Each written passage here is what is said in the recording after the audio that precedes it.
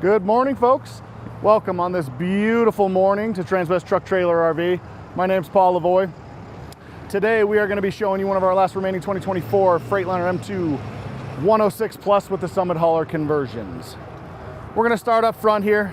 This one is just a little bit different than some of our ones because we normally have the chrome grille on the front, but as you can see, we've blacked this one out, customized, pops it a little bit better. So whether you're a chrome guy or just a blackout guy, if you wanted the blackout, this one's really, really nice.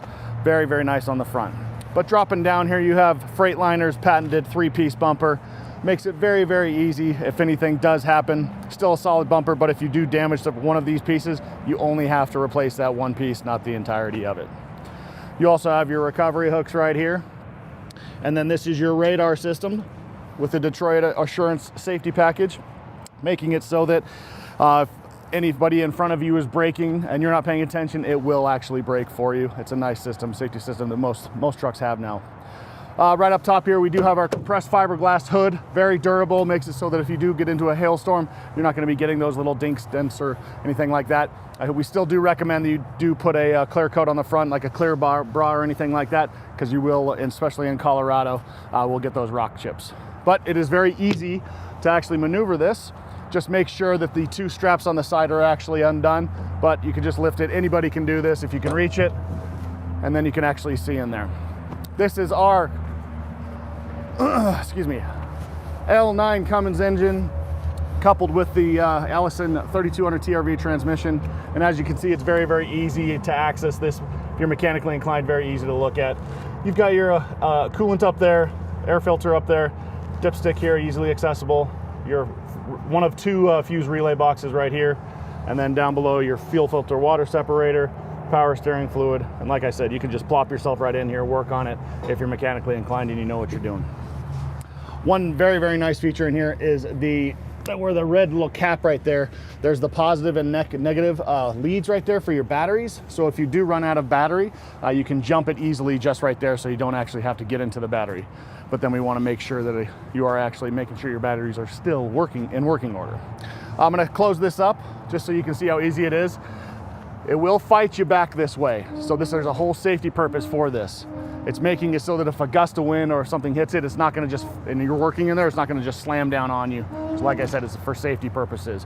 Just make sure that you are actually strapping it back down when you are done though. Very, very easy to do. Dropping down to the wheels here. We have the Michelin 255/80 R22.5s. Very, very durable tire for the longevity. You've got the freeway tire right here, but we always add a special drum in here, and that's for the wheel balancing of it. So you've got the ball bearings in there, evening out the tire, so it's making it so it's easy. You're getting as much surface area on the road as possible, but it also helps the longevity of the tire as well. Up top here, you've got your normal standard safety or side mirrors right here. They are breakaway mirrors. So what I mean by that is that if something hits it or if you hit something, they do just break away so that they just don't shear off. They're not exactly cheap to actually replace.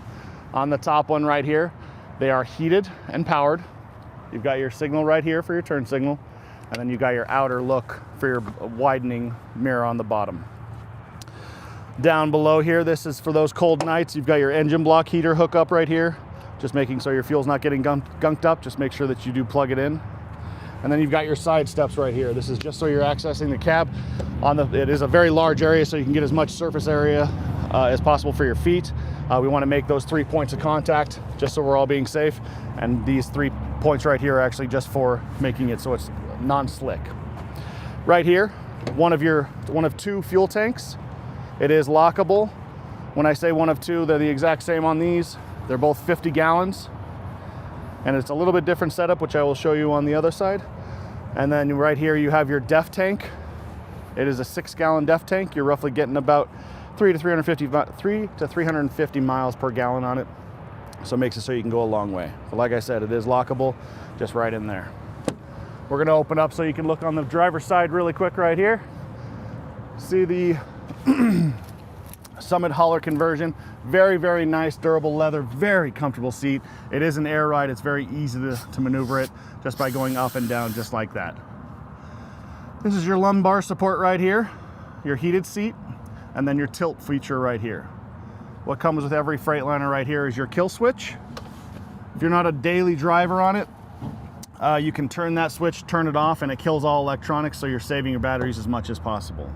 One nice little feature on here that actually, it's just another switch, makes it so you don't have to hop up into the cab. It's the light test one. So if you're not hauling anything, you press that button, it's gonna show all of your indicator lights on the exterior. It's gonna be your headlights, your tail lights, backup lights, indicator lights on top. Anything that you have hooked up to it, it's gonna make sure those things are actually working properly, which is a very, very nice feature. When you're starting up your Freightliner, most people know this, but I always like to go over it. Just make sure the key is in and then turned over to accessories mode. You're gonna hear it click about 5 times. It takes about 5 seconds. Once you're done doing that, it's the safety check. Then you'll actually kick it on, get everything going, and then you're good to go.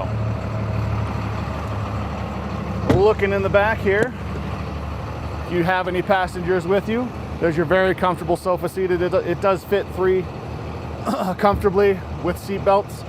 The one great thing about it is this actually does go down to a bed, and DOT does regulate it as a bed, so you can pull over and actually sleep. Controls forward are just on the door, just right there, very easy to do. Right here is where your batteries are kept. We already went over where your leads were to actually jump it, but this is where the batteries are kept. Very easy to access, 4 bolts and then 1 in the back. Just take it off and then you can maintenance the batteries however you need to actually do it. And then just below that you have your trickle charger. So if you need to top off those batteries, you can hook it up right here, but you can also actually hook up and actually charge something else if you would like.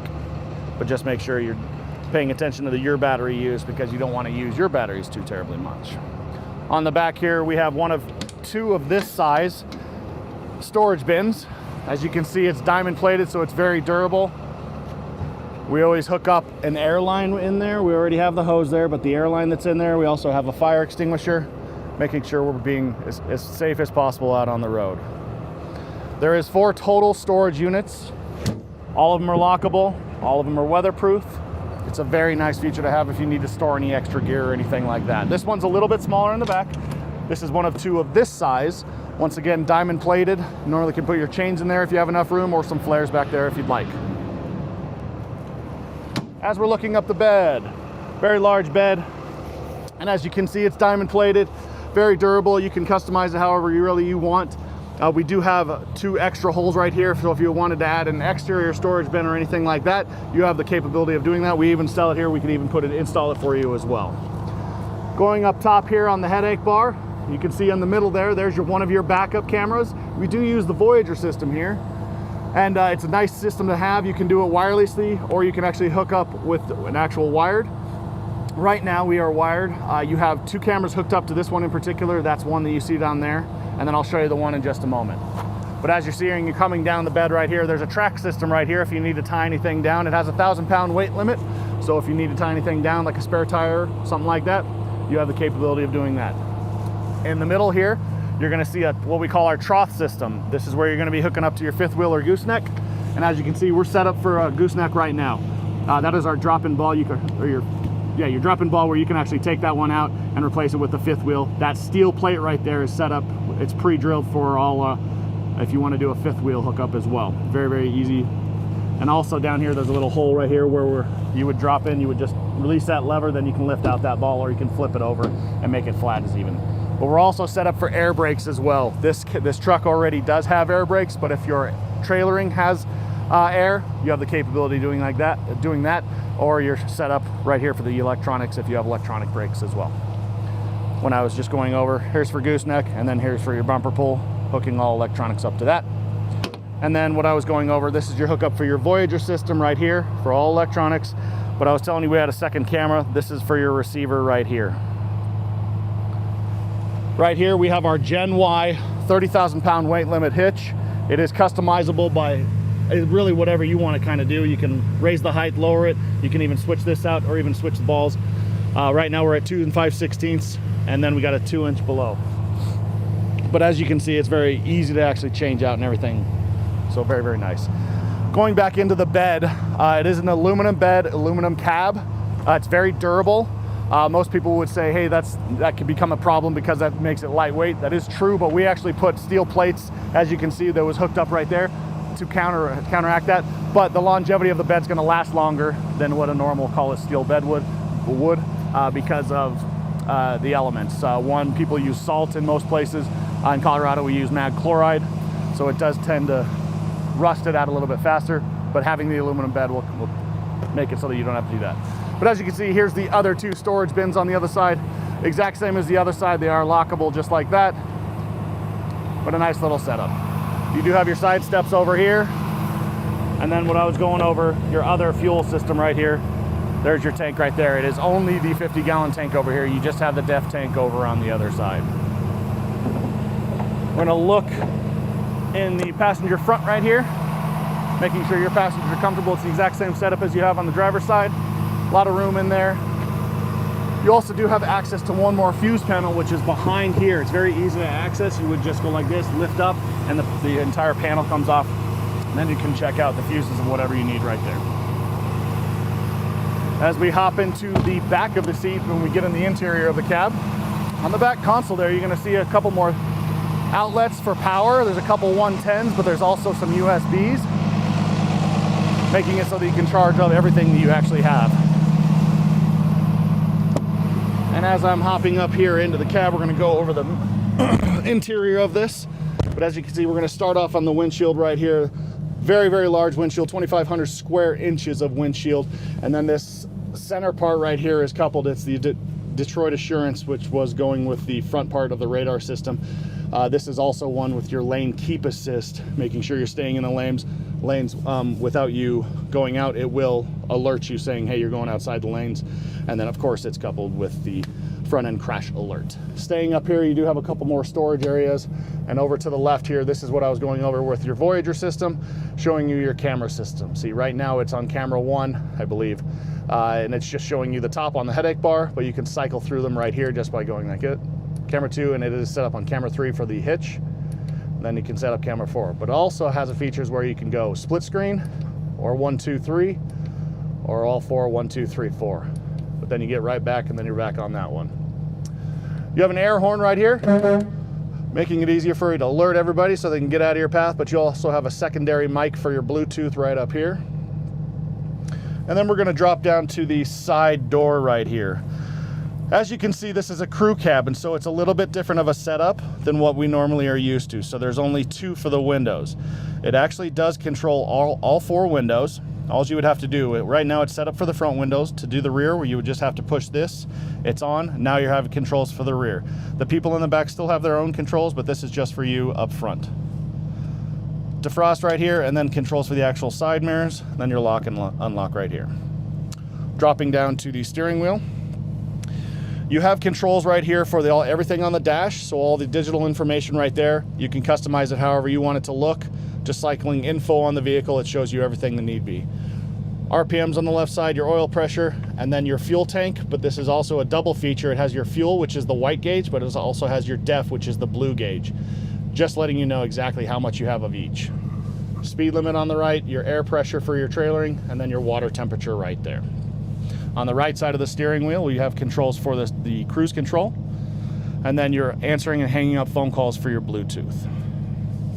Right on the right side of it, you have what normally looks like your windshield wipers and everything like that. You have your turn signals and windshield wipers on the left side, but this is very important because this is your gear shift. It's very easy to operate.